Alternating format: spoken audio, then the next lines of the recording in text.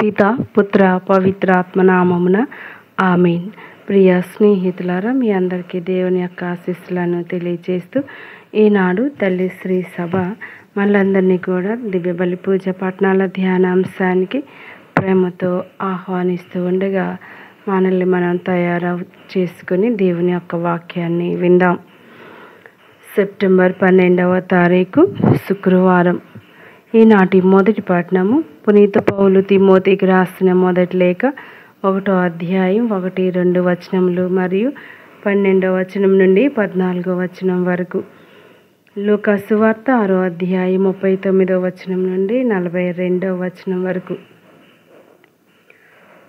సువార్త పట్టణాన్ని చదివి ధ్యానించుదాం. ఆయన మరలా వారికి ఉపమానపూర్వకంగా ఇట్లు చెప్పెను. గ్రుడ్డివాని మార్గం చూపగలడా? అట్లు చేసినచో వారు ఇరువురును గోతిలో పడుదురు గదా. శిష్యుడు తన గురువు కంటే గొప్పవాడు కాడు. సంపూర్తిగా శిక్షణ పొందిన శిష్యుడు తన గురువు వలె ఉండును. నీ కంటిలోని దూలమును గమనింపక నీ సోదరుని కంటిలోని నలుసును వేలెత్తి చూపెదవేలా?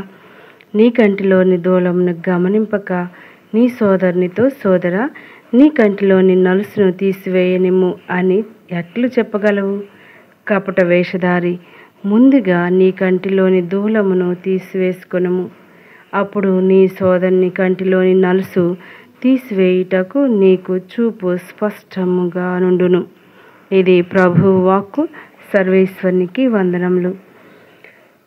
ధ్యానాంశం: మనలో కంటే ఇతరులలో తప్పులను కనుగొనటం సులభం.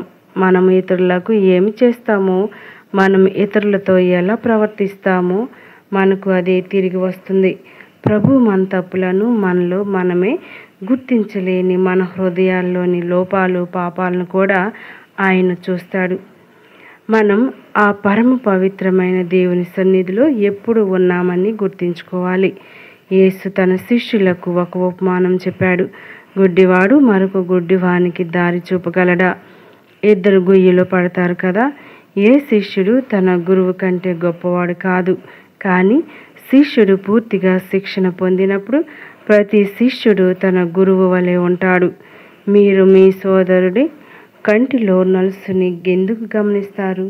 కానీ మీ స్వంత కంటిలో పెద్ద దూలం ఉంది కదా, దాన్ని మనం ఎందుకు గ్రహించలేకపోతున్నాం? మన కంటిలోని దూలాన్ని కూడా గమనించి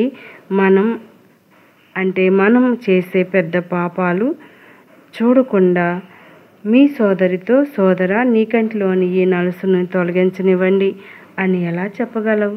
అందుకే ప్రభు ఇలాగన్నాడు. కపట వేషధారి అంటే మనం మన వేషాలు, మన రూపం మార్చి ఊసరవెల్లిలాగా ప్రతి ఒక్కరి ముందు మనం ప్రతిసారి మన రూపం మార్చుకుంటూ ఉంటాం. అందుకే మొదట మనల్ని మనం మార్చుకోమని యేసు చెబుతూ ఉన్నాడు. దేవుని చిత్తాన్ని తెలుసుకోవడానికి మనం ఆయన వాక్యాన్ని చదవటం, ధ్యానం చేయటం మన జీవితంలో మర్చిపోకూడదు. ఆయన మాటలను అనుసరించడం ద్వారా మనం రోజువారీ జీవితంలో అవి మనకు మార్గనిర్దేశం చేస్తూ మనలోని మంచి మార్పుకు దారి చూపిస్తూ ఉంది. సువిశేష భాగంలో నీతి సూత్రాలు మన దైనందిన జీవితానికి ఎంతగానో ఉపయోగపడతాయి. మన ఆధ్యాత్మిక జీవితాన్ని మెరుగుపరుస్తాయి. ఈరోజు సువిశేషంలో ఒకరు తనను తాను చక్కబరుచుకుంటే ఇతరులకు కూడా దారి చూపే యోగ్యత కలుగుతుంది అన్నది అసలైన పాఠం. లేకపోతే గుడ్డివాడు మరొక గుడ్డివానికి దారి చూపినట్లు ఉంటుంది. ఇందులో ప్రధానాంశం మనలో తప్పులు ఉంచుకొని అదే తప్పులను ఇతరులలో వెదకటం. ఇది అవివేకమే కదా. వేషధారితనం కూడా మనమేమో గొప్పవారమని, ఇతరులు నేరస్తులన్న భావం ఎన్నటికీ ఉండకూడదు. మనల్ని మనం సరి చేసుకుంటే ఇతరులకు కూడా మన వ్యక్తిత్వం అద్దంలో కనిపిస్తుంది. అన్ని విషయాలు నోటితో చెప్పనవసరం లేదు. మన వ్యక్తిత్వమే అవతల వ్యక్తికి మార్గదర్శనం. కొందరు ఇతరులను ఎప్పుడూ తప్పుపడుతూ ఉంటారు. అటువంటి వ్యక్తులకు చూపు తక్కువ. మనకున్న పెద్ద నేరాలను కప్పిపెడుతూ ఇతరుల చిన్న నేరాలను ఎంచటం కొందరు చేసే తప్పుడు క్రియ. అటువంటి వేషధారితనం వద్దంటాడు ప్రభు. అందరికీ తప్పులుంటాయి, కానీ సమన్వయంతో మనల్ని మనం సవరించుకుంటూ మన సహోదరుల మేలును కోరుతూ సమాజ శ్రేయస్సుకు పాటుపడాలి. అంతేగాని కపట బుద్ధితో ఇతరులను గేలి చేస్తూ ఇతరుల తప్పులను మాత్రమే బహిరంగపరుస్తూ వెళ్ళటం క్రైస్తవుల లక్షణం కాదు. వేమన్న గారు అన్నట్లు, తప్పులున్నవారు తమ తప్పులు ఎరుగరు కదా. ఈ యొక్క సూత్రం, ఈ యొక్క వాక్యం మనలో చాలాసార్లు చాలా విధాలుగా పనిచేస్తూ ఉంటుంది. ప్రియ స్నేహితులారా, ఎప్పుడూ కూడా గమనించాల్సినటువంటి విషయం ఏమిటంటే, మనం ఇతరుల తప్పులను ఎంచినప్పుడు ప్రభు మన తప్పులను గమనిస్తూ ఉన్నారు, మన పాపములను గమనిస్తూ ఉన్నారు. మనం ఆయన రెక్కల నీడలో, ఆయన కనుసన్నల్లో ఉన్నామనే విషయాన్ని మనం జ్ఞాపకం చేసుకోవాలి. మరి తప్పు చేసేటప్పుడు ప్రభువుని యొక్క దయ మనపై ఉంటుందా అని మనం గమనించాలి.